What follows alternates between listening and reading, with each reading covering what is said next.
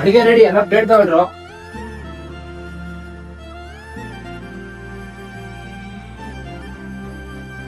ಮಗ ನೀನ್ ಎಲ್ಗ ಹೋಗ್ತಿದ್ಯೋ? ಪರವಾಗಿಲ್ಲ, ನೀವೆಲ್ಲ ಮಾಡ್ಕೊಳ್ಳಿ, ನಾನು ಆಮೇಲೆ ಮಾಡ್ತೀನಿ. ನಾನು ಊಟ ಮಾಡೋ ಟೈಮ್ಗೆ ಎದ್ದು ಹೋಗ್ತಿದ್ದೇನೆ. ನೀವ್ ಯಾರು ಏನಾದ್ರು ಹೇಳಿದ್ರೇನು? ನಾನೇ ಕಡೆ ಹೇಳಿದ್ದು 3 ತಿಂಗಳಿಂದ ಬಾಡಿಗೆ ದುಡ್ಡು ಕೊಟ್ಟಿಲ್ಲ, ರೇಷನ್ಗೂ ದುಡ್ಡು ಕೊಟ್ಟಿಲ್ಲ, ಅದಕ್ಕೆ ದುಡ್ಡು ಕೊಟ್ಟು ಊಟ ಮಾಡು ಅಂತ ನಾನೇ ಹೇಳಿದ್ದು. ಅವ್ನು ಹೇಳಿದ್ರೆ ಏನ್ ತಪ್ಪಾಯ್ತು? ನಾವು ಎಷ್ಟಂತ ಅಡ್ಜಸ್ಟ್ ಮಾಡ್ಕೊಂಡು ಹೋಗೋಣ. ಅವತ್ ನಿಮ್ಮ ಅಮ್ಮಂಗ್ ಹುಷಾರ್ ಇಲ್ದಿದ್ದಾಗ ನನ್ನ ಹತ್ರ ದುಡ್ಡು ಇರ್ಲಿಲ್ಲ, ಅವನೇ ಕೂಡ ನೀನ್ ದುಡ್ಡು ಅಡ್ಜಸ್ಟ್ ಮಾಡ್ಕೊಟ್ಟಿದ್ದು. ನೀನೇನ್ ಹೇಳ್ದೆ? ದುಡ್ಡು ಕೊಟ್ಬಿಟ್ಟು ಊಟ ಮಾಡೋ ಒಂದೇ.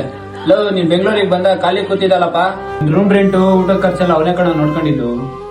ಇವಾಗ ನೀವಿಬ್ರು ದುಡಿತಿದ್ದೀರಾ ಅಂದ್ಬಿಟ್ಟು ದುರಂಕಾರ ತೋರಿಸ್ತಿದ್ದೀರಾ? ಅವತ್ ನಿಮ್ನೆಲ್ಲ ನೋಡ್ಕೊಂಡಿದ್ಕೆ ಇವೆಲ್ಲ ಅನ್ಸ್ಕೊಬೇಕಾಗಿದ್ದೆ ಅವನು.